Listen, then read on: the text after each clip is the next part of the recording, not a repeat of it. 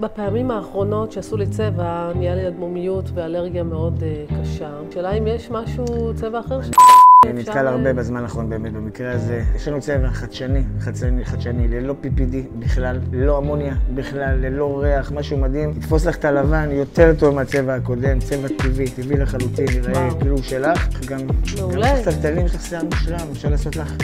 וואו, בואי נתחיל. מעולה.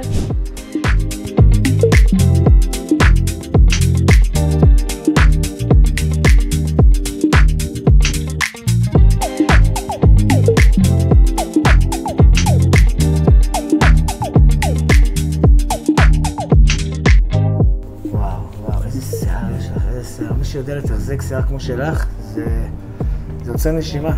פשוט עכשיו תעברי ברחוב, כולם מסתובבים את הראש שלך, זה לא יאומן. זה היה באושר? אין דחרות.